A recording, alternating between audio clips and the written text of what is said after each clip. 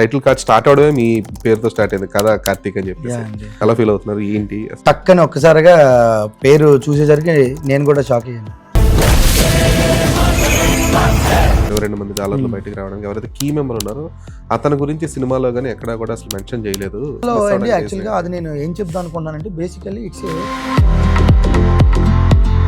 Social media trend అవుతున్న thing, ఎవరైతే Pakistan Jailer ఉన్నారో అతను అల్లు అర్జున్ సంతకం అడగడం దగ్గర నుంచే ఈ స్టోరీ పునాది పడింది అన్నట్లు అందులో ఒక అతను బాగా ఎడిక్ట్ అయ్యాడండి అల్లు అర్జున్ గారు. ఆర్టికల్ 370 ఒకటి సిచ్యువేషన్ ఒకటి ఎంబెడ్ చేశారు అందులో. వాళ్ళు ఎంతవరకు అది నిజంగా ఫేస్ చేశారు ఏంటి అనేది అంటే ఇది కూడా నేను అడ్రస్ చేయాలనుకుంటున్నానండి. పాకిస్తాన్ జైలు హిస్టరీలోనే దండేల్ అనే కథ సినిమాగా కంటే ముందుగా ఒక వెబ్ సిరీస్ కూడా స్టార్ట్ అయింది, దాన్ని హోల్డ్ లో పెట్టి సినిమా రిలీజ్ చేశారు అన్నట్లుగా ఎప్పటి నుంచో జరుగుతున్న డిస్కషన్ ఇండస్ట్రీలో దీనికోసం క్లారిటీ ఇస్తే బాగుంటుంది అనిపించింది. హాయ్ కార్తిక్. హాయ్ అండి ధీరజ్ గారు. హాయ్, ఎలా ఉన్నారు ఏంటి అసలు? బాగున్నానండి. ఓకే, ఎందుకంటే మోస్ట్ సక్సెస్ఫుల్ ఫిల్మ్ కి మోస్ట్ ట్రెండింగ్ నేమ్ ఇప్పుడు మీది దండేల్తో. తండేల్ అనేది ట్రెండింగ్ కదా, ఆ ట్రెండింగ్ లో మంది కూడా పడుతుంది. ఓకే, స్టోరీ రైటర్స్ కి మామూలుగా క్రెడిట్స్ అనేది చాలా క్రూషియల్ ఎప్పుడు కూడా. అవునండి. సో ఈ సినిమాకి స్పెసిఫిక్ గా ఆ మూవీ స్టార్టింగ్ లో టైటిల్ కార్డ్ స్టార్ట్ అవడమే మీ పేరుతో స్టార్ట్ అయింది కదా కార్తీక్ అని చెప్పి. ఇంతకుముందు ఎప్పుడు కూడా అలా చూడలేదు నేను. ఫస్ట్ టైం ఒక అంటే ఆ డైరెక్షన్ టీమ్ కానీ లేదంటే ఒక మూవీ టీమ్ ఒక రైటర్కి ఎంత వాల్యూ ఇచ్చారు అనేది ఆ ఫస్ట్ ఆ టైటిల్ కార్డ్తోనే అర్థమైంది అనమాట. సో ఎలా ఫీల్ అవుతున్నారు ఏంటి అసలు? అదే నా ఆన్సర్ మీరే చెప్పేశారండి. సాధారణంగా కథ అంటే సినిమా మొదలే కథ కదండి. సో ఆ సింబాలిక్ గానే వాళ్ళు వేసినట్టున్నారు. సో ఫస్ట్ కథకుడికే క్రెడిట్ ఇవ్వాలని చెప్పి సినిమా మొదలవడమే ఆఫ్టర్ ది గ్రేట్ గీతార్ట్స్ లోగోతో తర్వాత టక్కని ఒక్కసారిగా పేరు చూసేసరికి నేను కూడా షాక్ అయ్యాను. ఐఎమ్ వెరీ హ్యాపీ అండి లిటరల్లీ. అంటే ఐ మీన్ నాకు తెలిసి ఈ మధ్యకాలంలో ఒక రైటర్ని అంత ఇంపార్టెంట్ ఇస్తూ అంత ప్రియారిటీ ఇస్తూ అడ్రస్ చేయడం అనేది నాకే దక్కిందని నేను ఫీల్ అవుతున్నాను. నిజం, ఎందుకంటే ఈ మధ్యకాలంలో ఇందాక చెప్తున్నట్టు లైక్ అంటే చాలా సంవత్సరాలు అయిపోయింది ఒక స్పెసిఫిక్ ఒక రైటర్ ఇచ్చిన కథతో ఇంకో దర్శకుడు సినిమా తీసి హిట్ కొట్టడం అనేది. మీరు టెంపర్ ఎగ్జాంపుల్ చెప్తున్నారు కదా, సో అలాగా నిజంగా టెంపర్ తర్వాత మధ్యలో 2-3 సినిమాలు వచ్చినట్టున్నాయి, బట్ ఈ స్థాయి హిట్ అనేది మళ్ళీ టెంపర్ తర్వాత మళ్ళీ తండేలే. అదే అంటే పెద్ద బిగ్ డైరెక్టర్స్ కథ తీసుకొని చేయడం అనేది కొంచెం తగ్గాయి. అవునండి, అంటే ఒకప్పుడు బాగుండేదండి. అంటే ఐ మీన్ కొలాబరేషన్స్ బాగుండేవి. ఒకప్పుడు ఏంటంటే రైటర్స్ అంటే పరుచూరి బ్రదర్స్ గారు కావచ్చు, వీళ్ళందరూ ఏంటంటే కథ మాత్రం ఇవ్వడం కాదండి, they also part of execution. అంటే వాళ్ళకి డైరెక్టర్స్ కంటే ఇంకా ఎక్కువ ఇంపార్టెంట్ ఇచ్చే స్టేజ్లో వాళ్ళు ఉండేవాళ్ళు. ఎందుకంటే వాళ్ళు కథ ఇవ్వడమే కాదు ఎగ్జిక్యూషన్ పార్ట్లో కూడా పార్టిసిపేట్ చేసేవారండి. సో నేను ఎప్పుడు అదే నమ్ముతాను, కథ రాయడం 50% ఒక ఎత్తు అయితే దాన్ని ఎగ్జిక్యూషన్ చేయడం కూడా ఇంకో 50% ఎత్తు, రెండు ఈక్వల్గానే ఉండాలి అనేది నేను నమ్ముతాను. సో ఆ ఈక్వల్గా నేను వర్క్ చేయగలిగాను కాబట్టి ఆ ప్రియారిటీ ఆ ఇంపార్టెన్స్ మీరు అన్నట్టుగా వచ్చిందని ఫీల్ అవుతున్నాను. ఓకే, సో ఎలా ఉంది పోస్ట్ రిలీజ్ రిసెప్షన్? ఎలా ఉంది? బాగుందండి, చాలా బాగుంది. అంటే మీరు అనుకున్న స్థాయి గుర్తింపు వచ్చిందా? 100% వచ్చిందండి. ఓకే, సో ఇండస్ట్రీ బిగ్ నుంచి ఏమైనా కాల్స్ కానీ మెసేజెస్ కానీ? లేదండి, ఇంకా లేదు. సో వాళ్ళకి ఇంకా రీచ్ అవ్వకపోవచ్చు, అంటే నేను కథ కూడా ఉన్నాడని ఇంకా తెలియకపోవచ్చు. ఓకే, అయితే కార్తీక్ సో వాళ్ళు అవ్వకపోయినా నేను రీచ్ అవుతానండి. అది ఉంటుంది, ఉండాలి కూడా, లేదంటే వాళ్ళే మన దగ్గర రావాలంటే అవ్వదు. అయితే కార్తీక్, నాకు before going to the movie details ఒక 2-3 డౌట్స్ ఉన్నాయి. అంటే స్పెసిఫిక్గా పోస్ట్ రిలీజ్ తర్వాత లేదంటే రిలీజ్కి ముందు కొన్ని వచ్చిన చిన్న ప్రశ్నలు ఉన్నాయన్నమాట.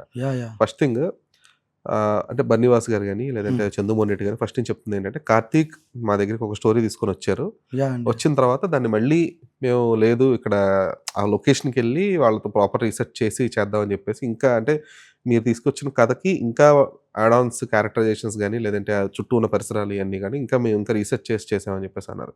సో ఈ జర్నీ ఏంటి అసలు? అంటే ఫస్ట్ ఆఫ్ ఆల్ మీరు రాసుకున్న స్టోరీ అంటే మీరు రైట్స్ తీసుకున్నారా లేదంటే ఏంటి అసలు, దాని గురించి చెప్పండి.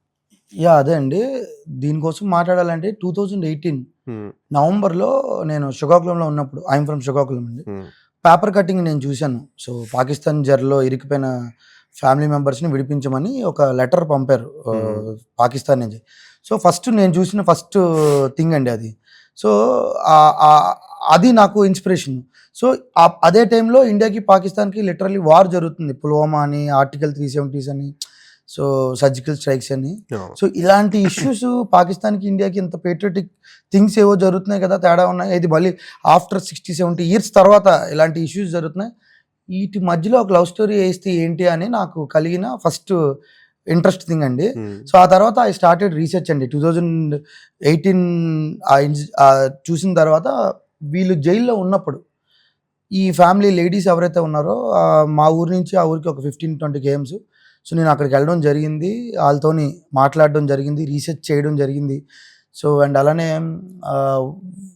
వాళ్ళు 2020 January రిలీజ్ అయ్యారండి. వాళ్ళు వచ్చిన తర్వాత కూడా రీసెర్చ్ చేయడం జరిగింది. సో బేసిక్గా ఏంటంటే మోస్ట్ ఆఫ్ ద రీసెర్చ్ అంతా కలెక్ట్ చేసి దాన్ని ఏమంటారు, నేను అనుకుంటున్న లవ్ స్టోరీకి హెల్ప్ అయ్యే మూమెంట్లని, ఈవెంట్లని, ఇన్సిడెంట్లని మొత్తం తీసుకొని దాన్ని జోడించి కథ రెడీ చేయడం జరిగిందండి. సో ఇనిషియల్గా మనం కథ రెడీ చేసుకున్నాక ప్రొడ్యూసర్స్ని వాటిని అప్రోచ్ అవుతాం కదండి. ఇనిషియల్గా దీనికి ముందు వేరే ప్రొడ్యూసర్ అండి. సో బట్ నాకు అనిపించింది దీని స్కేలు, దీని రేంజ్ పెంచడానికి ఇంకా సరైన ప్రొడ్యూసర్ ఉండాలి, సరైన ప్రొడక్షన్ హౌస్లో ఉండాలి అని నేను ఫీల్ అయ్యి దాన్ని తీసుకొని వచ్చి భాను అన్న హూ ఈజ్ అంటే కో ప్రొడ్యూసర్ మా తండేల్కి. సో భాను అన్న హెల్ప్ త్రూ నేను బన్నీవాస్ గారిని అప్రోచ్ అవ్వడం జరిగింది.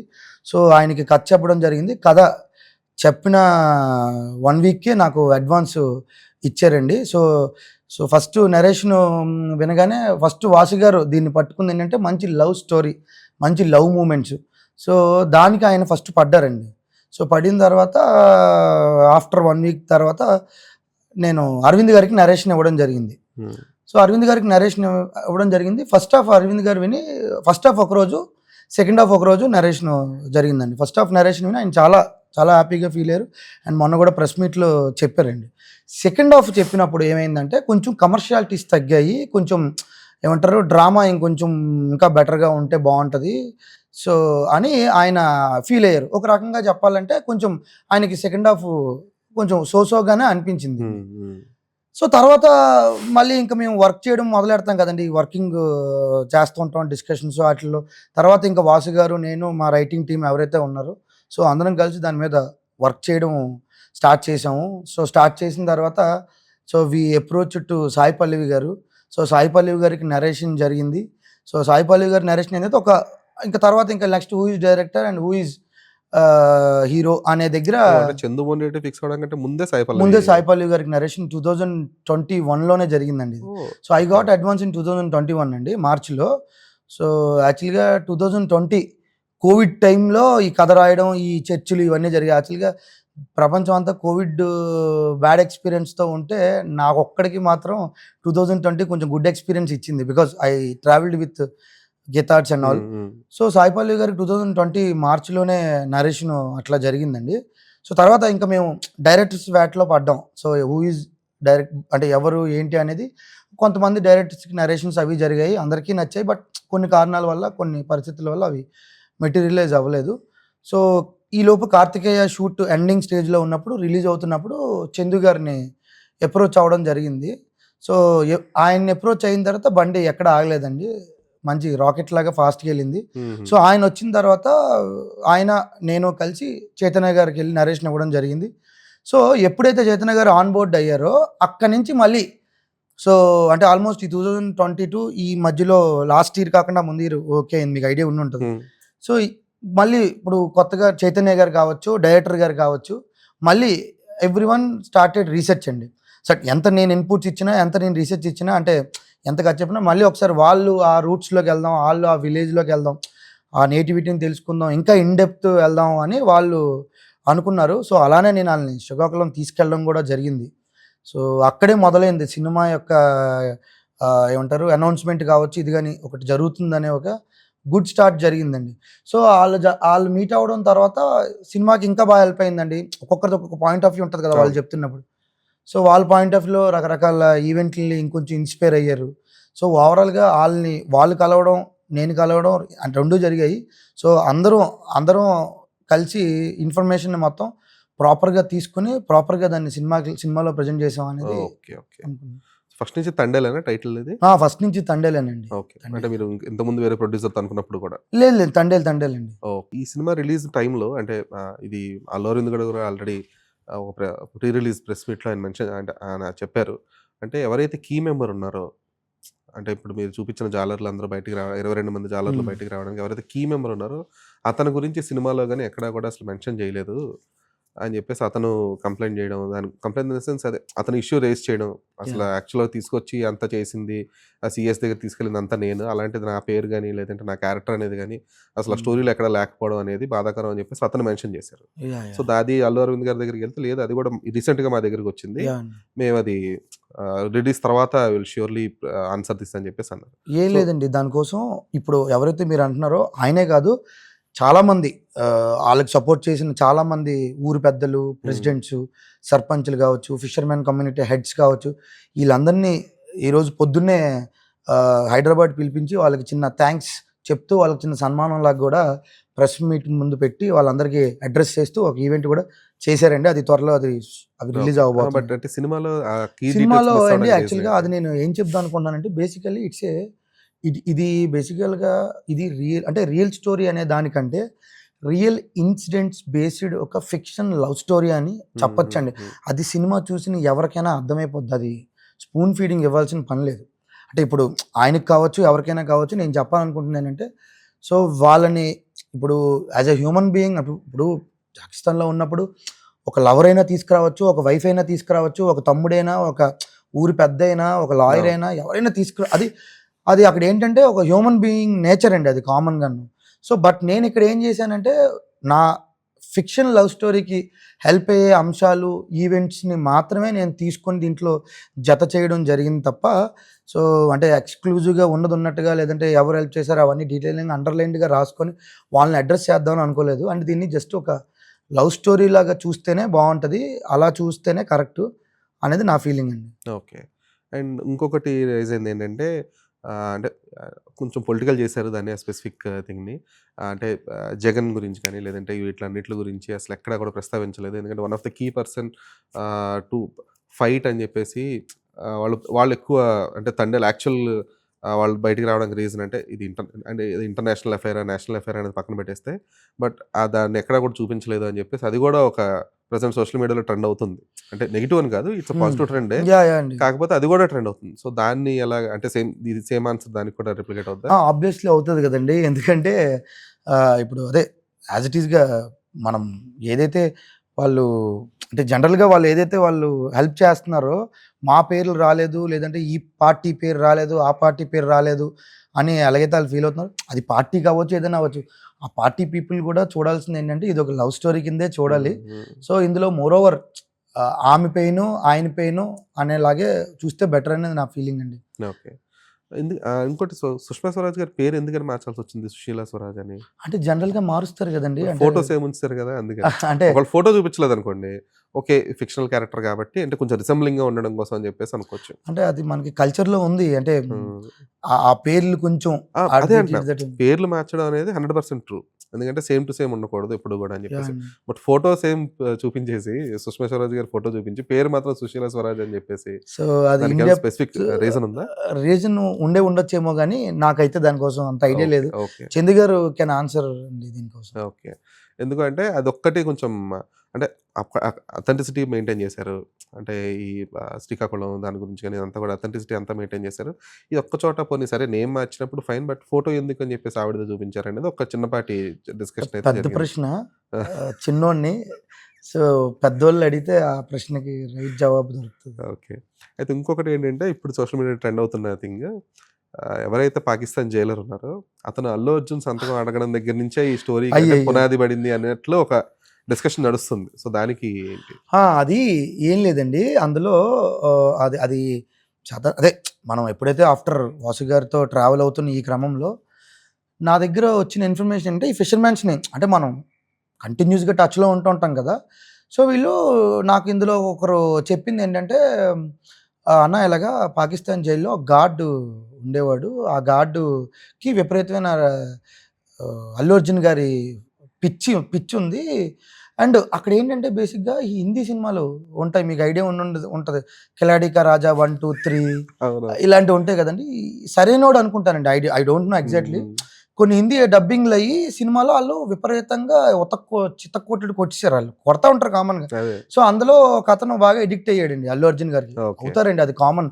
సినిమా ఈజ్ నాట్ ఫర్ అంటే పర్టికులర్ రీజన్ ఆర్ పర్టికులర్ అవును, అవును. ఇది కదా. సో కనెక్ట్ అయిపోయాడు. కనెక్ట్ అయినప్పుడు ఆయన జనరల్గా వీళ్ళతో మాట్లాడారు. సో వెళ్ళినప్పుడు నాకు కూడా ఆటోగ్రాఫ్ పెంపు అని చెప్పేసి అంటే వీళ్ళు నాతో మామూలుగా చెప్పారు, అన్న ఒక గార్డు ఉండేవాడు చాలా మంచోడు, కొద్దిగా మమ్మల్ని బాగా చూసుకునేవాడు, కొంచెం మమ్మల్ని బాగా ట్రీట్ చేశాడు అని మామూలుగా ఒక పాజిటివ్గా చెప్తే నాకు అనిపించింది, అవునా అంత బాగా చూసుకున్నాడు కదా మిమ్మల్ని, సరే అయితే నేను వాసన్నతో చెప్తాను ఇలాంటి ఒక విషయం ఉందని అని ర్యాండమ్గా అన్నతో అన్న ఇలాగా జరిగిందంట, ఓకే, ఇలాగా ఓకే. ఒక ఆటోగ్రాఫ్ అడిగారంట వాళ్ళు అని ఇలాగా అన్నతో. యాక్చువల్గా ఇది వెరీ క్లోజ్డ్ సర్కిల్లో మాత్రమే తెలిసింది. సో వాళ్ళు జనరల్గా చెప్పారు, నాకు అనిపించింది ఓకే అంత మంచిగా హెల్ప్ చేశాడు కదా, పాకిస్తాన్ అయితే ఏంటి ఇండియా అయితే ఏంటి, సో ఆ వ్యక్తి మన వాళ్ళని బాగా చూసుకున్నాడు అనే ఒక సాఫ్ట్ కార్నర్తో వాసానికి చెప్పడం జరిగింది. ఒక ఆటోగ్రాఫ్ అడిగాడంట, మనం ఎప్పుడైనా పంపిద్దాము అని అంటే సరే అన్నారు. అది అలాగా అది కొంచెం వైరల్ అయింది. అది ఎలా అయిందంటే ఆయన అదే అల్లు అర్జున్ గారిని ఆ సైన్ అప్రోచ్ అవ్వడం కోసం గీతార్ట్స్కి అనేది కాదు, బట్ ఇలా ఇలా జరిగింది. ఓకే. అంటే డైరెక్ట్ రీజన్ కాదు కానీ కొంచెం అండి, ఇన్స్టాన్స్ అయితే ఉంది. దానికోసం అయితే ఏం వెళ్ళలేదండి. ఆబ్వియస్గా అంటే ఇన్స్టాన్స్ అయితే ఉండింది. అది ఉంది, అది ఉందండి, ఎంతవరకు ఫ్యాక్ట్ అనేది. ఉంది డెఫినెట్లీ ఉంది, నిజంగానే ఉంది. సో బేసిక్గా Yeah. ఇలాంటి ఒక యథార్థ సంఘటనలు తీసుకున్నప్పుడు అందులో కొంచెం నాటకీయత యాడ్ చేయడం అనేది చాలా కామన్. ఎందుకంటే ఇప్పుడు సేమ్ టు సేమ్ యథార్థ సంఘటన తీసేస్తే అది డాక్యుమెంటరీ అయిపోద్ది, డాక్టర్ డ్రామానో లేదంటే డాక్యుమెంటరీలో అయిపోద్ది. బట్ ఇలాంటి ఒక నాటకీయత అనేది ఒక నిజమైన కథలో స్పెసిఫిక్గా యథార్థ సంఘటనలు యాడ్ చేసేటప్పుడు ఒక రైటర్గా స్క్రీన్ ప్లే రైటర్గా మీరు పాటించే జాగ్రత్తలు ఏంటి, తీసుకునే రిఫరెన్సెస్ ఏంటి? అండి, గుడ్ అంటే ఇందులో పాటించింది ఒకటేనండి, సినిమా పాకిస్తాను పేట్రియాటిక్ లేదా కమర్షియల్స్ ఇవి ఏ ఉన్నా కూడా నేను స్క్రీన్ ప్లేలో కానీ స్టోరీ డెవలప్మెంట్లో కానీ కోర్గా నేను ఫస్ట్ నుంచి లాస్ట్ వరకు ఫిక్స్ అయింది, లవ్ స్టోరీని మిస్ అవ్వకూడదు, ఎమోషనల్ ఆ డ్రామాని ఎట్టి పరిస్థితుల్లో మిస్ అవ్వకూడదు అనేది నేను తీసుకున్న జాగ్రత్తలండి. సో అది ఆ జాగ్రత్తలు తీసుకోవడం వల్లే ఏమంటారు సినిమా గీతార్ట్స్లో ఎక్కడం జరిగింది. ఒకరు కాదు, దిగ్గజాలు అందరి దగ్గర అప్రూవల్ రావడం జరిగిందండి. సో మీరు అడిగిన క్వశ్చన్కి ఆ జాగ్రత్తలు లవ్ స్టోరీని అడ్రస్ చేస్తూనే తీసుకున్నాను. సో అదే మెయిన్ కోర్ కింద తీసుకున్నానండి. Okay, good. ఎందుకంటే ఇప్పుడు రీసెంట్గా అమరన్ చూసాం. అమరన్ కూడా అది రియలిస్టిక్ ఇన్సిడెంటే, బట్ అందులో కూడా కొంచెం చిన్నపాటి నాటకీయత అంతా యాడ్ అయింది. కాలేజ్ ఎపిసోడ్స్ కావచ్చు ఇదంతా కూడా, అంటే ఎంత రియల్ లైఫ్ స్టోరీ ఉన్నప్పటికీ కూడా ఆ చిన్నపాటి డ్రామానో లేదంటే కామిక్ అనేది ఇంకోటి యాడ్ చేస్తారు అలా.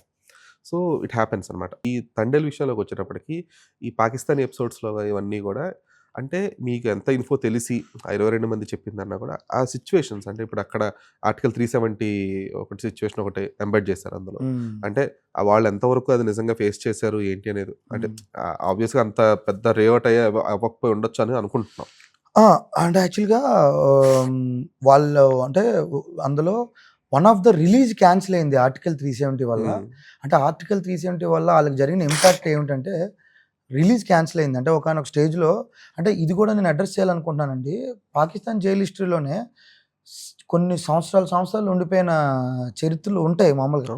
బట్ మన వాళ్ళు మాత్రం 14 నెలలకి రిలీజ్ అయిన హిస్టరీ మనకే ఉందండి. అది కూడా ఏంటి, మీరంటున్న ఈ ఆర్టికల్ 370, ఈ పుల్వామా అటాక్స్ వీటి మధ్యలో వాళ్ళు రిలీజ్ అవ్వడం అనేది గ్రేటే. So one of the release August 15th release అవ్వాల్సిన వాళ్ళు ఈ ఆర్టికల్ 370 ఆగస్ట్ 5th రద్దు అవ్వడం వల్ల వాళ్ళు ఆగిపోవడం జరిగిందండి. సో సో అంటే నిజాలు ఉన్నాయి, కొన్ని నిజాలు ఉన్నాయి. బట్ యాక్షన్ డ్రామాలు వీటికి మనం అంప్లెస్లీ లిబర్టీ తీసుకోవాల్సి వస్తుంది. ఓకే. అయితే ఈ లిబర్టీ తీసుకునేటప్పుడు మీరు తీసుకునే రిఫరెన్స్ పాయింట్స్ ఏంటి? ఎందుకంటే ఒక కథ రాయాలంటే ఇప్పుడు మీకు శ్రీకాకుళం కథ జరిగింది ఒక న్యూస్ పేపర్లో చూసి తీసుకున్నారు. అలాగే ఈ ఆర్టికల్ 370 గురించి కానీ లేదంటే ఈ పుల్వామా అటాక్స్ గురించనో లేదంటే ఈ శ్రీకాకుళంలో జరిగే ఒక ప్రేమ కథను గురించనో మీరు అనుకున్న రిఫరెన్స్ ఏంటి దానికి? ఆబ్వియస్లీ రిఫరెన్స్ నేను కథ చెప్తున్నప్పుడే రోజా చెప్తున్నానన్నా అనే చెప్పాను ఎవరికైనా. సో రోజా చెప్తున్నాను. అయితే రోజాకి దీనికి తేడా ఏంటంటే అండి, ఇప్పుడు అది వైఫ్ అవ్వచ్చు, లవర్ అవ్వచ్చు, కావాలనుకుంటున్న వాళ్ళని తెచ్చుకోవడం అనేది డెఫినెట్లీ అది ఎవరైనా చేసేదే. కానీ వద్దనుకుంటున్న అమ్మాయి లైఫ్లో వద్దు అని డిసైడ్ అయిన ఒక అమ్మాయికి తెలిసిన విషయం ఇలాగ ఉన్నారు, జైల్లో ఇరికిపోయారని. సో ఇలాంటి అమ్మాయి కష్టం వచ్చింది. సో కష్టం వచ్చినప్పుడే కదండి ప్రేమ బలం పెరుగుద్ది, ప్రేమ బలం తెలుస్తుంది. సో అంటే లిటరల్లీ రోజానే నా ఇన్స్పిరేషన్ అండి. అంటే కల్ట్ క్లాసిక్ అంటే నేను ఎప్పుడు నమ్ముతానండి అంటే ఒక బెస్ట్ స్టోరీ రిఫరెన్సెస్ అంటే మంచి క్లాసిక్ రిఫరెన్సెస్ తీసుకోవడం, మాట్లాడడం మంచిదే. నేను రోజా అని చెప్పే మొదలెట్టేవాడిని. సో, డిఫరెన్సెస్తోనే చెప్పాను. అండ్ మోర్ ఓవర్ ఏమంటారు ఇదేంటంటే మాస్ రోజా అనొచ్చు. యెస్. ఓకే. అయితే కార్తీక్ ఇప్పుడు మీకు వచ్చిన రిసెప్షన్‌కి అంటే స్పెసిఫిక్‌గా లాస్ట్ 3 డేస్‌లో మోర్ దెన్ 50 క్రోర్స్ అయితే క్రాస్ అయిపోయింది. 62 అండి. 62 okay. Super. So, 62 crores cross అయింది. అంటే దీని మీద అల్లు అరవింద్ గారు గాని, లేదంటే బన్నీవాస్ గారు గాని చెప్తుంది ఏంటంటే ఇనీషియల్‌గా అనుకున్న దానికంటే కూడా ఎక్కువ బడ్జెట్ అయింది. అవునండి. ఇనీషియల్‌గా ఒక 50, 60లో దీన్ని కంప్లీట్ చేద్దాం అనుకుంది కాస్త ఒక 80, 90 దాకా యెస్ వెళ్ళిపోయింది అండి. అని చెప్పేసి అవునండి. అన్నారు. అవును. సో, దానికి ఏంటి రీజన్ అసల? బడ్జెట్ అంత రీజన్ హెవీగా ఏం లేదండి. వాళ్ళు బిలీవ్ చేసిన స్టోరీ అలాంటిది. ఈ హ్మ్. ఈ ఈ స్టోరీని భయంకరంగా నమ్మారు. సో, దానికోసం ఎంతకైనా తెగించారు. ఎంత హ్మ్. దూరమైనా వెళ్దామని అనుకున్నారు. సో, ఆ బడ్జెట్‌లో కూడా చాలా దూరం వెళ్లారు అంతే అండి. ఓకే. సో, అంటే మరి అంటే 'అల్లు అరవింద్' లాంటి ఒక సీనియర్ ఫిల్మ్ మేకర్, యాహ్! లేదంటే యాహ్! అండి. 'బన్నీవాసు' లాంటి ఫిల్మ్ యాహ్! మేకర్ అండి. అసల అనుకున్న దానికంటే ఒక 5, 6 కోట్లు తక్కువలోనే కంప్లీట్ అయ్యేలా ఆ! తీసుకునే ఆ! ఎక్స్‌పీరియన్స్ ఉంది వాళ్ళకి. యాహ్! అండి. సో, అలాంటి వాళ్ళు ఏకంగా ఒక 20, 30 క్రోర్స్ ఎక్కువ అవ్వడం అనేది మామూలు విషయం అంటే కాదు. ఇంకేం లేదండి. పాకిస్తాన్ వరల్డ్‌నే మనం హైదరాబాద్‌లో ఏసాం. హ్మ్. సో, లిటరల్లీ ఎక్కడేసారు సెట్ అంతా? బీహెచ్‌ఎల్‌లో ఏసారండి. సో, హ్మ్. చాలా పెద్ద సెట్. అంటే లిటరల్లీ మీరు ఒక చిన్నపాటి భయమేస్తది లోపలికెళ్తున్నప్పుడు. పాకిస్తాన్‌లోకి నిజంగానే వచ్చామా? అనేలాంటి వైబులా ఉంటదండి. అంటే అలాంటి వరల్డ్‌ని క్రియేట్ చేసాం. అండ్ అలానే సాధారణంగా ఎక్కడైనా విలేజ్ సెట్‌లు హైదరాబాద్‌లో ఏస్తా ఉంటారు. విలేజ్ సెట్టు ఇంకో విలేజ్‌లో అంటే ఏంటి మళ్ళీ అది ఆంధ్రప్రదేశ్ కూడా కాదు. ఎక్కడో కర్ణాటకలో. కర్ణాటకలో ఎళ్లి అక్కడ విలేజ్ సెట్ ఏసారు. అంటే బికాజ్ డిస్టర్బెన్సెస్ అవి అవ్వకుండా వర్క్ డిస్టర్బెన్స్ అవ్వకుండా ఉండడం కోసం. లిటరల్లీ నిజంగా చెప్పాలంటే మరి అది ఇంకా సెట్ అక్కడ ఉంచారో లేదో తెలీదు గానీ అక్కడికెళ్తే అదొక ఎగ్జిబిషన్ అవుతది.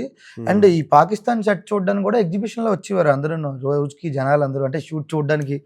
సో, అంటే ఫ్రెండ్స్, కొలీగ్స్ ఆళ్ళీళ్ళు అంటే లిటరల్లీ అంత పెద్ద సెట్‌లు గాని ఈట్లి వల్ల ఎక్కువ బడ్జెట్ అవుతదండి. అవ్వాలి. ఓకే. సో, అయితే వాటర్ సీక్వెన్స్ కూడా ఆ! యాహ్! అండి. Storm sequence yeah! ఇయన్నీ గూడా షూట్ చేసినప్పుడు అవును చెప్పారు. అది 'కార్తీక్ ఘట్టమనేని' షూట్ చేశారు. ఆ ఆ స్టార్మ్ ఆ సీక్వెన్స్ వరకు పోర్షన్ అని వరకు చెప్పేసి. కార్తీక్ ఘట్టమనేని గారు షూట్ చేశారండి. ఈ శ్యామ్ గారు బిజీగా ఉండడం వల్ల. మా అదే ఆయన హెల్త్ ఏదో బాలేదు. అందువల్ల హ్మ్. ఆయన షూట్ చేయాల్సొచ్చిందని చెప్పన్నారు. అంటే మీరు 2020లో ఈ స్టోరీ రాసుకున్నాను డ్యూరింగ్ కరోనా టైమ్‌లో అని చెప్పేసి అన్నారు. యాహ్! అండి. యాహ్! అండి. అంటే మీరు ఒక రైటర్‌గా మీరనుకున్న ఒక స్ట్రక్చర్ వేరుంటుంది. అంటే మీరొక స్ట్రక్చర్‌గా రాసుకొని ఓకే. ఇది ఇన్సిడెంట్. ఇందులో ఇంత నాటకీయత యాడ్ చేయాలి. దీన్ని ఇలా ఎండ్ చేయాలని చెప్పేసి మీరనుకున్నారు. హ్మ్. దీన్ని 'చందు మొండేటి' అవ్వచ్చు, లేదంటే 'అల్లు అరవింద్' గారు హ్మ్. అవ్వచ్చు, లేదంటే హ్మ్. 'నాగ చైతన్య' అవ్వచ్చు. సో, వీళ్ళొచ్చిన తర్వాత ఇన్‌పుట్స్ బట్టి ఏమైనా చేసిన మార్పులేమైనా ఉన్నాయా? స్కెలిటన్‌లోని, స్ట్రక్చర్‌లోని ఏమాత్రం మార్పులు చేయలేదండి. హ్మ్. సో, యాజ్ ఇట్ ఈజ్‌గా అదే స్ట్రక్చర్ ఉంచారు. అదే మనం వాళ్ళకి నరేషన్ ఇచ్చింది, కథ ఇచ్చింది బౌండెడ్ అండి. ఓకే. సో, వాళ్ళు ఏమంటారు డెఫినెట్‌లీ దాన్ని వాళ్ళు నెక్స్ట్ లెవెల్‌కే తీసుకెళ్లారు. స్ట్రక్చర్‌లో డిస్టర్బెన్స్ చేయలేదు. స్కెలిటన్‌లో డిస్టర్బెన్స్ చేయలేదు. సో, ఏమంటారు ఆ కమర్షియాలిటీస్‌లోని కావచ్చు, లేదంటే స్క్రీన్ ప్లేలో కావచ్చు, ఈట్లి మీద మార్పులు, చేర్పులు చేశారు. అండ్ ఆ మార్పులు అద్భుతంగా వచ్చాయి. So, okay. చందు గారు చేసిన మార్పులు సినిమాకి చాలా అంటే చాలా ప్లస్ అయ్యాయండి. సో, ఆయన మార్పుల వల్ల సినిమాకి నెక్స్ట్ లెవెల్ అప్లాజ్ వస్తుంది. హుహుహు. సో, అంటే ఏ స్థాయి మార్పులు జరిగాయి అలాగా? ఎక్కువ స్థాయి మార్పులే జరిగాయండి లిటరల్లీ. ఓకే. అంటే అదే అంటున్నాను కదా! అంటే సెకండ్ హాఫ్‌లోని మోర్ ఓవర్ ఎక్కువ మార్పులు జరిగాయనే నేను హ్మ్. హ్మ్. ఒప్పుకుంటాను. సో, ఆ మార్పులకి నేను వెరీ వెరీ హ్యాపీ అండి. ఈ సినిమాలు బయటకొచ్చిన తర్వాత అంటే పోస్ట్ రిలీజ్ రిసెప్షన్ ఎలా ఉంటదనేది ఎవరు ఎక్స్‌పెక్ట్ చేయలేరు. యాహ్! అండి. చాలా 99% సినిమాలు ఎక్కడో 2% చాలా కాన్ఫిడెంట్‌గా ఉండి ఉండడం వేరు. ఒక 99% మూవీస్‌కి మాత్రం ఆడియన్స్ ఎలా తీసుకుంటారు? లేదంటే దానికి కనెక్ట్ అవుతారా? లేదా? ఇయన్నీ రిసెప్షన్ ఎవరు ఎక్స్‌పెక్ట్ చేయలేరు. బట్ తండేల్ విషయంలో మాత్రం అల్లు అరవింద్ గారు గాని, లేదంటే బన్నీవాస్ గారు గాని ఫస్ట్ నుంచి చాలా కాన్ఫిడెంట్‌గా ఉన్న విషయం ఏంటంటే, నాగ చైతన్య ఈ సినిమాలో పెర్ఫార్మర్‌గా అందరిని సర్ప్రైజ్ సర్ప్రైజ్ చేస్తారు. చేస్తారు అని చెప్పేసి ఫస్ట్ నుంచి చాలా కాన్ఫిడెంట్‌గా ఉన్నారు.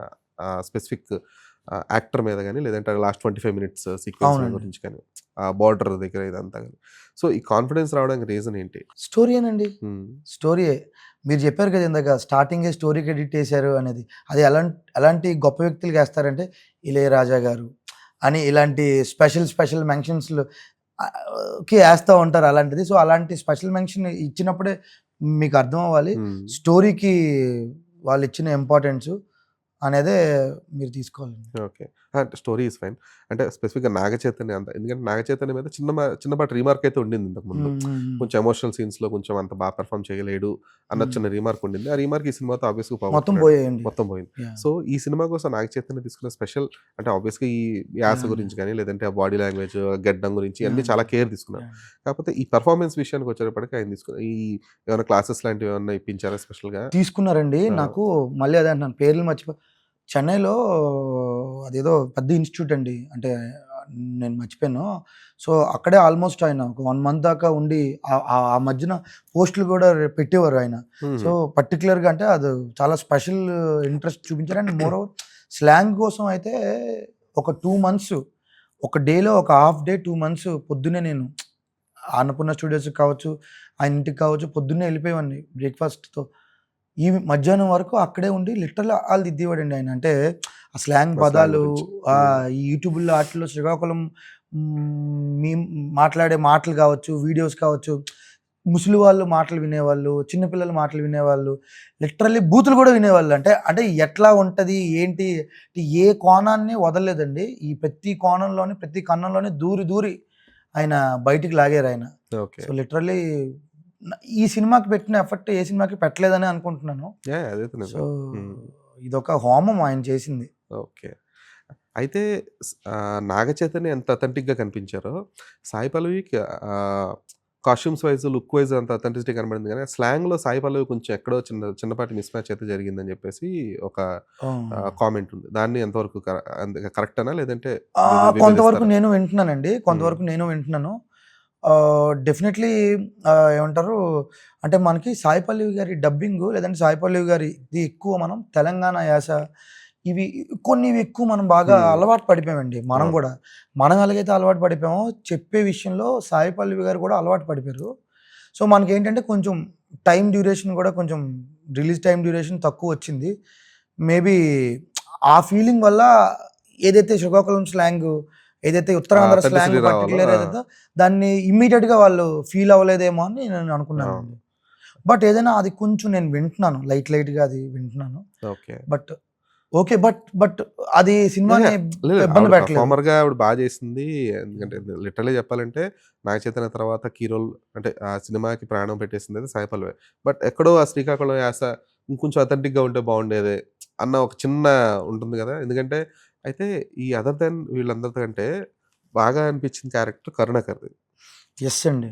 అది అసల ఇప్పుడు ప్రెజెంట్ చాలా మంది కనెక్ట్ అవుతున్నారు ఆ క్యారెక్టర్‌కి. True lover character. బన్నీవాస్ గారికి ఓల్డ్ క్యారెక్టర్స్‌లో 'మనప్పురం మురళి' ఆ హ్మ్. క్యారెక్టర్ పేరు. 'మనప్పురం మురళి' క్యారెక్టరే విపరీతమైన ఇష్టం. సో, హ్మ్. మీకు గుర్తుందో లేదో ఎక్కడో స్టేజ్ మీద వాసు గారు అన్న అది మన 'సుహాస్‌ని అనుకుంటున్నాం ఆ క్యారెక్టరు 'సుహాస్ కోసం అప్రోచ్ అయ్యాం' అని అప్పుడు మీకు అనౌన్స్ గూడా చేశారు మామూలుగా ఏదో హ్మ్. హ్మ్. మాట్లాడుతూ. అంటే ఆ క్యారెక్టర్ ఆయనకి విపరీతమైన ఇష్టమండి. అంటే మీరు ఆ క్యారెక్టర్ కోసం ఎత్తారు గదా! సో, విపరీతంగా ఎంజాయ్ చేసిన క్యారెక్టర్ అది. సో, డే 1 నుంచి ఈ రోజు వరకు ఆ క్యారెక్టర్ మీదే ఫుల్ కాన్ఫిడెంట్‌గా ఉన్నాం. అది నిజంగానే వర్కౌట్ అయింది. అవును. అయితే ఆ క్యారెక్టర్‌కి మీరనుకున్నట్టు 'సుహాస్‌ని' గాని, లేదంటే ఒక తెలుగు ఆర్టిస్ట్‌కి తీసుకోకుండా 'కరుణాకరన్‌ని' తీసుకోవడానికి రీజన్ ఏంటి? ఓన్లీ తమిళ్ రిలీజ్‌ని దృష్టిలో పెట్టుకొనా? అలా కాదండి. హ్మ్. అస్సలు కానే కాదు. మరి అలాగైతే ఫస్ట్ ప్రియారిటీ మేము 'సుహాసే' అనుకున్నాం గదా! హ్మ్. హ్మ్. బట్ అక్కడ ఏంటంటే ఆ సెన్స్ ఆఫ్ హ్యూమరు లేదంటే అంటే ఆ సెన్సు అతనిలో ఎక్కువ ఆయన అలాంటి రిలేటెడ్ క్యారెక్టర్స్ తమిళ్‌లో విపరీతంగా చేసున్నారండి. హ్మ్. సో, హ్మ్. మనకి కొత్త అసలు ఆయన ఎవరో తెలీదు గాబట్టి, మనకు కొంచెం కనెక్టివిటీ ఉంటదనే ఫీల్ అయ్యారు. ఈ మధ్య మీమ్స్ విపరీతంగా ఆయన మీదే అవును. ఎక్కువ మొత్తం ఆయన పడుతున్నాయి. క్యారెక్టర్ వైస్ ఏంటంటే వస్తుంది. ఏమంటారు "గొప్పోడు స్వామి నువ్వు, మహాత్ముడు స్వామి బంగారాన్ని తీసుకొనెళ్ళి చేతిలో పెట్టావు." ఇలాంటివేవో మీమ్స్ అవి హ్మ్. వస్తున్నాయి. కానీ ఆ క్యారెక్టర్ ఎవరైనా తెలుగు ఆర్టిస్ట్ చేసుండుంటే గనుక ఇంకా బాగా కనెక్ట్ అయ్యేవారేమో గదా! అది తెలీదండి ఇంక. అహా! బట్ అంటే హ్మ్. మీకు అనిపించుంటుంది గదా! ఎందుకంటే ఇప్పుడు అనిపించొచ్చండి. మీరన్నట్టు 'సుహాస్' చేసుంటే ఆబ్వియస్‌గా అదసల ఒక అంటే ఆల్రెడీ నాగ చైతన్య వీళ్ళందరూ మజిలీ ఇవన్నీ చేసున్నారు కాబట్టి యాహ్! అండి. యాహ్! అది అండి. ఇమ్మీడియేట్ కనెక్టివిటీ అయితే ఉండేది. యాహ్! అండి. సో, ఇప్పుడు 'కరుణాకరన్' చేయడం వల్ల ఏంటంటే క్యారెక్టర్ చాలా బావుంది. బట్ ఇమ్మీడియేట్‌గా దానికి కనెక్ట్ అవ్వలేకపోతున్నా. అంటిల్ అన్‌లెస్ పర్సనల్ రిలేట్ అయితే తప్ప. యాహ్! యాహ్! ఇప్పుడు ఏదైతే ఆ వన్ ఆ! సైడ్ లవర్ ఏదైతే ఉందో ఆ ఆ ఫీలింగ్ ఉంటే తప్ప ఇప్పుడు ఒక జనరిక్ ఆడియన్స్ ఎవరైతే ఉన్నారో అది కొంచెం కనెక్ట్ అవ్వడానికి చిన్నపాటి టైం అయితే పడుతుంది. అండ్ పూర్తి స్థాయిలో దానికి కనెక్ట్ అవ్వలేకపోతున్నారు. యాహ్! ఎందుకంటే ఆయన్ని శ్రీకాకుళం స్లాంగ్‌లో అన్నీ గూడా ఎంత డబ్బింగ్ చెప్పి మేనేజ్ చేసినా గూడా ఎక్కడో ఆ చిన్నపాటి మిస్ మ్యాచ్ అయితే ఉంటుంది ఆయన క్యారెక్టర్‌లో. సో, అది ఒక మీరన్నట్టు 'సుహాస్‌నో' లేదంటే ఇంకెవరన్నా ఒక ప్రాపర్ తెలుగు ఆర్టిస్ట్‌ని పెట్టుండుంటే గనక ఖచ్చితంగా వీళ్ళిద్దరితో సమానంగా అంటే ఇప్పుడు వీళ్ళిద్దరితో నెక్స్ట్ అన్నట్లు అనుకుంటున్నారు కదా, బట్ వీళ్ళిద్దరితో సమానమైన ప్రాధాన్యత ఇవ్వాల్సిన క్యారెక్టర్ అది. మంచిదే మీరు అన్నట్టుగా ఇక్కడ తెలుగు కాస్టింగ్ పెడితే బాగుంటది. మేబీ ఆ కాస్టింగ్ పెట్టడం వల్ల కొత్తగా అనిపించిందేమో.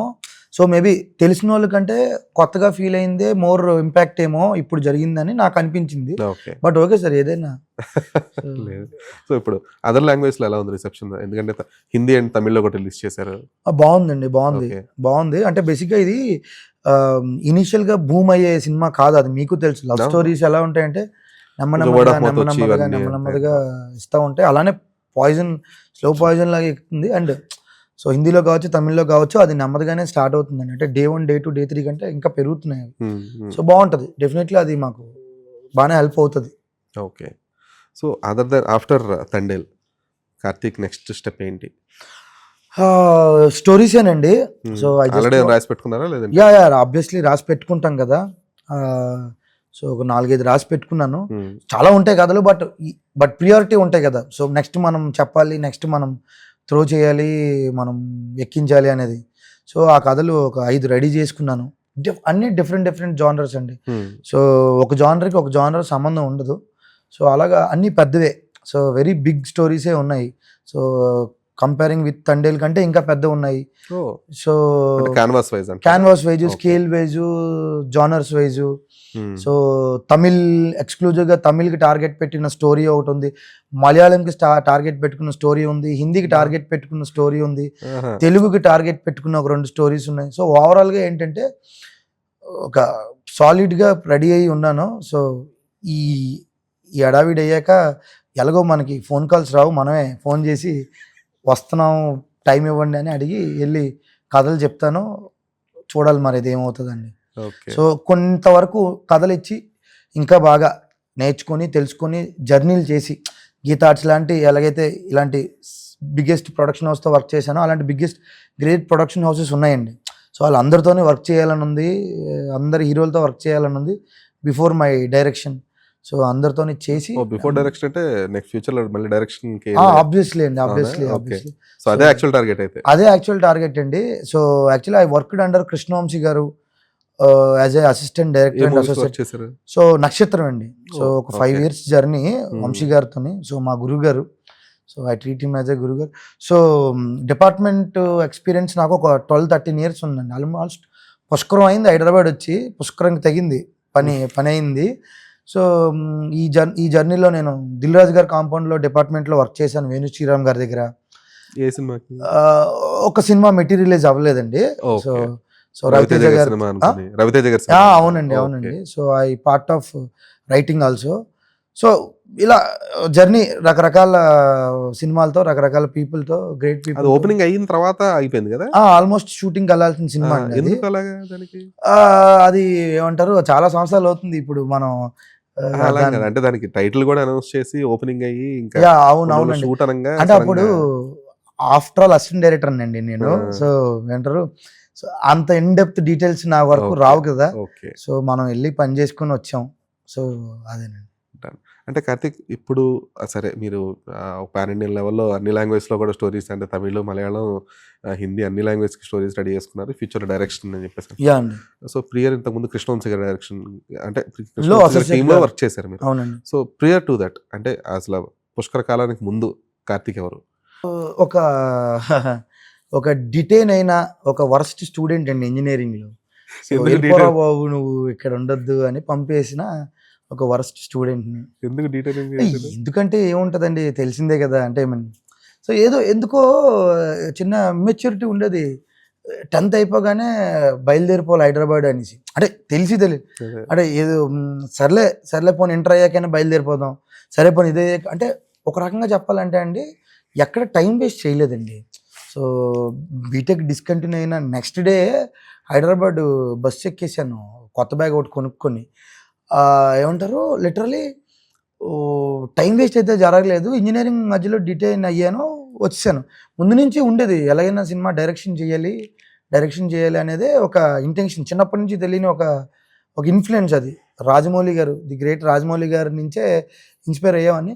So but in the process of ఈ జర్నీలో అసిస్టెంట్ డైరెక్టర్గా, అసోసియేట్గా వర్క్ చేస్తూ ఎందుకో నాకు అనిపించింది more writing is more important for cinema అనేది నాకు ఈ Obviously. జర్నీలో అర్థమయ్యి డిపార్ట్మెంట్ వంశీ గారి తర్వాత వంశీ గారి వరకు అంటే వేణు శ్రీరామ్ గారి దగ్గర వంశీ గారి దగ్గర అందరి దగ్గర వర్క్ చేసిన తర్వాత ఆఫ్టర్ వంశీ గారి తర్వాత ఇంకా నేను ఎందుకు I just want to jump in to the writing అని అర్థమైందండి. అందుకనే నేను రైటింగ్ వైపు షిఫ్ట్ అయ్యి ఇంకా రైటింగ్ వర్క్స్ చేసుకోవడం, కథలు డెవలప్ చేసుకోవడం సో చేసుకున్నాను. సో ఓవరాల్గా నేను ఏదైతే జర్నీని షిఫ్ట్ చేశానో అది నాకు మంచిదే జరిగింది. ఈరోజు మీ ఇంటర్వ్యూ వరకు తీసుకొచ్చింది. నా ఇంటర్వ్యూ కాదు కానీ ఓకే. అంటే ఓకే 10th క్లాస్ ఈ సినిమా పిచ్ అనేది ఏదో సినిమాలు చూడడం పిచ్చా లేదంటే ఏ స్పెసిఫిక్ ఇన్స్పిరేషన్ ఏమైనా ఉందా ఇలాగ మూవీ ఇండస్ట్రీలోకి వెళ్ళాలి అని చెప్పేసి? అలాగేం లేదండి, సినిమాలు పిచ్చే అంతే. అంతే. సో డైరెక్షన్ పిచ్ అండి ఒక రకంగా చెప్పాలండి. యా మీరు అనుకున్న ఒక టైం లైన్ అంటే ఒక 12 ఏళ్లకు ముందు 13 ఏళ్లకు ముందు మీరు అనుకున్న అంటే మీరు వర్క్ చేసిన ఇండస్ట్రీ తీరు వేరు. ఎందుకంటే అప్పటికి మీ film making style completely different ఉండేది. రైటింగ్ స్టైల్ కూడా కొంచెం డిఫరెంట్ అంటే మోర్ ఆఫ్ మాస్ ఎలిమెంట్స్ అవన్నీ ఉండేవి. ఇప్పుడు 2025లో ఆ ఫిల్మ్ మేకింగ్ స్టైల్ అనేది మారిపోయింది. ఆడియన్స్ సినిమాని చూసే విధానం మారిపోయింది. ఈ సినిమా తీసే విధానంలో కూడా చాలా మార్పులు వచ్చాయి. అంటే స్టైల్ సేమ్ ఉన్నా కూడా చిన్నపాటి మార్పులు అయితే వచ్చాయి. సో దీన్ని ఈ ఎవల్యూషన్ మీరు ఎలా చూస్తారు? ఈ 12 ఏళ్ల మీ కెరీర్లో అంటే మీరు అసిస్టెంట్ డైరెక్టర్గా వర్క్ చేశారు, లేదంటే ఇప్పుడు రైటర్గా వర్క్ చేశారు, నెక్స్ట్ ఫ్యూచర్ డైరెక్టర్గా వర్క్ చేస్తారు. బట్ మీరు గమనించిన మార్పులు ఏంటి? గమనించిన మార్పులు ఏంటంటే చాలా తెలివైన వాళ్ళు అయిపోయారండి ఆడియన్స్. అంటే ఎంత తెలివైన వాళ్ళు అయిపోయారంటే లిటరల్లీ ఒక నలుగురు రైటర్స్తో కూర్చొని డిస్కషన్ పెట్టి వచ్చే ఇన్ఫర్మేషన్ ఇన్పుట్స్ కంటే ఒక నలుగురు నాన్ సినిమా ఆడియన్స్తో కూర్చొని వచ్చే ఇన్పుట్స్ ఇన్ఫర్మేషన్ విపరీతంగా ఎక్కువైపోయింది. అంటే లిటరల్లీ వాళ్ళకి ఏంటంటే యూనివర్సల్ సినిమా నాలెడ్జ్ మొత్తం వాళ్ళ చేతిలోకి వచ్చిందండి లిటరల్లీ. సో అంటే మా ఇంట్లోనే ఉన్నాడు, ఇంటర్ చదువుతున్నాడు మా మేనల్లుడు. సో నేను ఆడితో మాట్లాడాలంటే భయపడుతున్నాను యాక్చువల్గా. ఎందుకు అంటే ఆడు ఆడు ఆడు వెబ్ సిరీస్ల కోసం మాట్లాడేస్తున్నాడు, డైరెక్టర్స్ కోసం మాట్లాడుతున్నాడు, జాపనీస్ సినిమాల కోసం మాట్లాడుతున్నాడు. ఆడ అన్నీ మాట్లాడుతుంటే మా మామయ్య మా అమ్మాలు చూసి ఎరా వీడికి ఏమైనా వచ్చా, వీడికి ఏమైనా రాదా, వీడేవి ఆడు ఇంటర్ ఆడుతానే వీడి సినిమాల కోసం మాట్లాడలేకపోతున్నాడు, వీడు ఏమైనా నిలదొక్కుంటాడా సినిమాలో అని డౌట్ పడేలాగా జనరేషన్స్ ఎవల్యూషన్స్ జరుగుతున్నాయండి లిటరల్లీ. అంటే రైటర్ వైజ్ ఓకే. ఎందుకంటే ఇప్పుడు నేను చూసింది ఏంటంటే ఈ మధ్యకాలంలో సినిమాలు ఒక 2-3 రకాల సినిమాలు అయితే బాగా ఆడుతున్నాయి. ఒకటి ఆథర్ బ్యాక్డ్ రోల్స్ ఉన్న మూవీస్. ఆథర్ బ్యాక్డ్ రోల్స్ అంటే ఇప్పుడు ఒక స్పెసిఫిక్ క్యారెక్టరైజేషన్కి రాసుకునే విధానం. అంటే ఇప్పుడు సాయి పల్లవి క్యారెక్టర్ ఉంది. ఇప్పుడు సాయి పల్లవి క్యారెక్టర్ ఇన్ తండేలు కానీ నమ్మరని కానీ ఇట్స్ ఆథర్ బ్యాక్డ్ రోల్. అంటే ప్రాపర్గా ఒక క్యారెక్టర్ డ్రివెన్ ఆ అమ్మాయి జర్నీ ఏంటి ఇవంతా కూడా ఎక్స్ప్లెయిన్ చేసుకుంటూ వచ్చి ఈ అమ్మాయి భవిష్యత్తులో ఎలా మూవ్ అవుతుంది, లేదంటే ప్రజెంట్ ఈ అమ్మాయి ఇక్కడ ఉన్న సిచ్యువేషన్కి కారణం ఏంటి అనేది మొత్తం ఎక్స్ప్లెయిన్ చేస్తారనమాట. ఫస్ట్ నుంచి కూడా ఒక జర్నీ అనేది చూపించారు.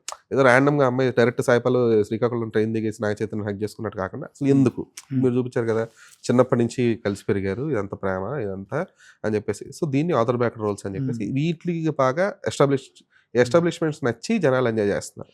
ఎందుకంటే ఇంతకుముందు అలా ఉండేది కాదు. చిన్నపాటి ఓకే ఇప్పుడు వర్షం సినిమాలో త్రిష సడన్గా వచ్చేసింది, ఇద్దరు ప్రభాస్ త్రిష ప్రేమించేసుకుంటారు, అయిపోద్ది లవ్. అంటే వీళ్ళిద్దరు ఎందుకు లవ్ చేసుకున్నారు, ఆ బ్యాక్ స్టోరీ ఏంటి, అసలు ఇద్దరు పడి చచ్చిపోయారు, వాళ్ళిద్దరి మధ్య బాండింగ్ ఎందుకు ఏర్పడింది అవసరం లేదు, ఎందుకంటే అది కమర్షియల్ సినిమా ఇది. బట్ ఈ ఆథర్ బ్యాక్డ్ రోల్స్ అయితే ఇప్పుడు ఈ సాయి పల్లవి అమరన్ సినిమాలో కానీ లేదంటే తండేల్ సినిమాలో కానీ దీన్ని ప్రాపర్ ఆథర్ బ్యాక్డ్ రోల్స్ అంటాం. అలాగే నెక్స్ట్ వచ్చేసి మనం అనుకున్న కమర్షియల్ సినిమా, అది దానికి ఒక రీజన్ అవసరం లేదు, నథింగ్. ఆ టైంకి ఆ మ్యాజిక్ అనేది వర్కౌట్ అయితే సరిపోద్ది. థర్డ్ వన్ వచ్చేసి క్యారెక్టర్స్ కంటే కూడా బ్యాక్ స్టోరీ ఎక్కువ కీ ప్లే చేసేది అనమాట. So back story in the sense ఎలా అంటే ఇప్పుడు మీ సినిమా మొత్తానికి ఒక కోర్ పాయింట్ పాకిస్తాన్కి వాళ్ళు దొరికిపోవడం, అది యూఎస్పీ ఆఫ్ ద ఫిల్మ్, అది రియల్ ఇన్సిడెంట్ అండి. ఆ ఇన్సిడెంట్ ఇన్సిడెంటే బట్ అంటే ఒక బ్యాక్ దానికి అంటే సినిమా మొత్తానికి టర్న్ అవడానికి రీజన్ ఏంటి అంటే ఒక ఉంటాయి కదా. సో ఇలాగ 3 types ఆఫ్ కాన్సెప్ట్స్ అనేవి అంటే కంటెంట్ స్టోరీస్ అనేవి వెళ్తున్నాయి. సో మీరు ఒక రైటర్గా వాళ్ళ మీరు ఫ్యూచర్లో మీరు అనుకున్న ఆల్రెడీ రాసుకున్న 5 కథలు కావచ్చు, లేదంటే ఇంకా భవిష్యత్తులో ప్రిపేర్ చేసుకునే కథలు కావచ్చు, మీరు ఏ జోనర్ అంటే ఏ టైప్ ఆఫ్ కంటెంట్ని ఎక్కువ పర్సూ చేయాలనుకుంటున్నారు?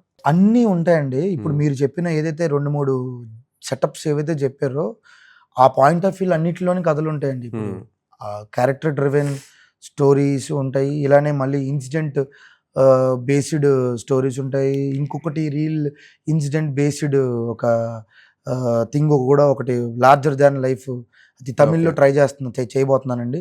సో అవి ఉన్నాయి. ఒకటి కాదు మీరు అంటున్న అన్నిటినీ పెట్టుకున్నానండి.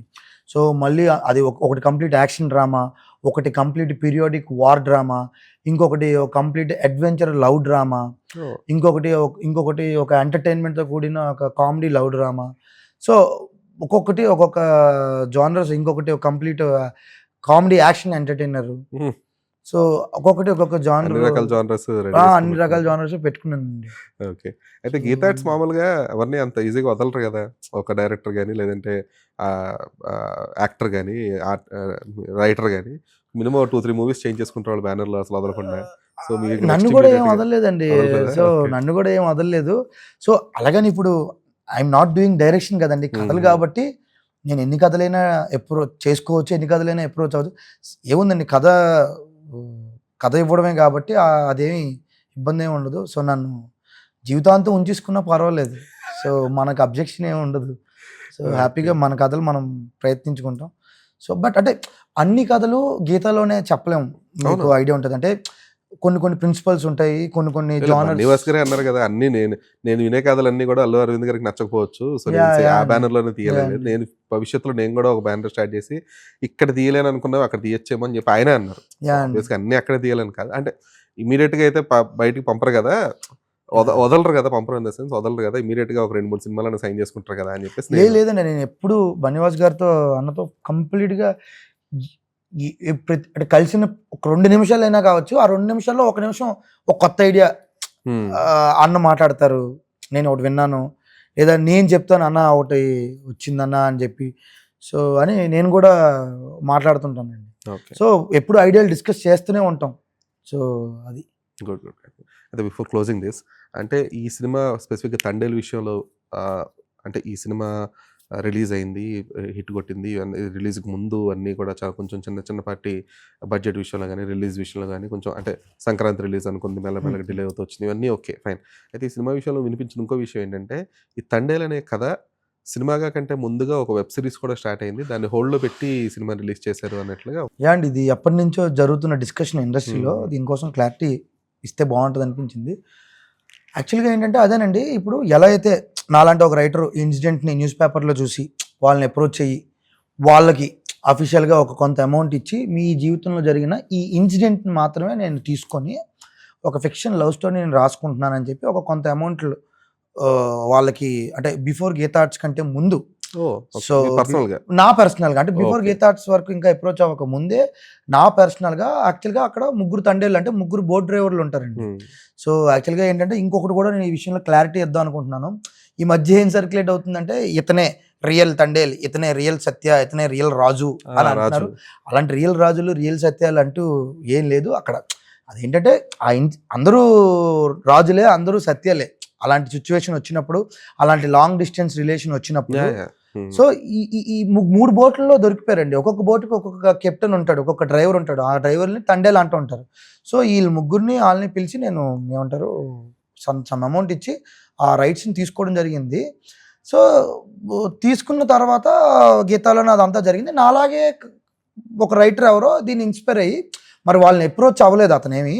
సో ఆ రైటరు అప్రోచ్ అవ్వకుండా ఆయన జస్ట్ బుక్ రూపంలోనే రాశారండి.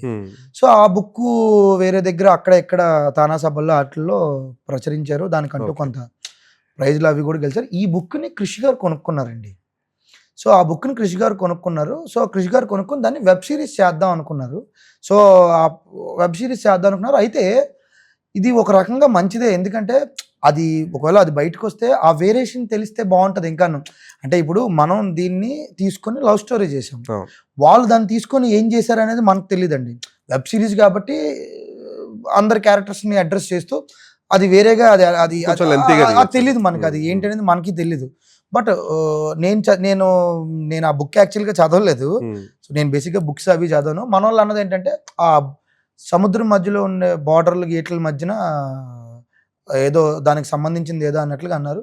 సో ఓవరాల్గా అది వస్తే మంచిదేనండి. ఆ వ్యత్యాసం తెలిస్తే మనం రాసిన దానికి వాళ్ళు రాసిన దానికి ఇంకొంచెం తేడా తెలిస్తే ఆడియన్కి ఇంకా బాగా రీచ్ అవుతుంది అనేది ఇదని. అండ్ ఇది వాళ్ళే కాదండి, ఎవరైనా చేసుకోవచ్చు, ఎవరికి రైట్స్ లేవు, వీళ్ళకే చేసుకోవాలి వాళ్ళే చేసుకోవాలని అండి. సో ఇది నాకు తెలిసి చాలామంది ఆ ఇన్సిడెంట్ బేస్డ్ నాకు చాలామంది అన్న నేను కూడా దీని మీద రాస్తున్నాను, దీన్ని కూడా అనుకుంటున్నాను. బట్ లైమ్ లైట్లో ఎవరు ముందున్నారు, ముందు ఎవరు బయటకు వచ్చారు అనేది మ్యాటర్. ఇది బయటకు వచ్చిన తర్వాత కూడా ఇంకా చాలా మంది దీన్ని చేసుకోవచ్చండి, డిఫరెంట్ పాయింట్ ఆఫ్ వ్యూ. అవును చేయొచ్చు. ఎందుకంటే ఇప్పుడు 26/11 ఇన్సిడెంట్ ఉంది ముంబై అటాక్స్ది. దాని మీద ఇంచుమించుగా సినిమాలే 10 పైగా వచ్చాయి.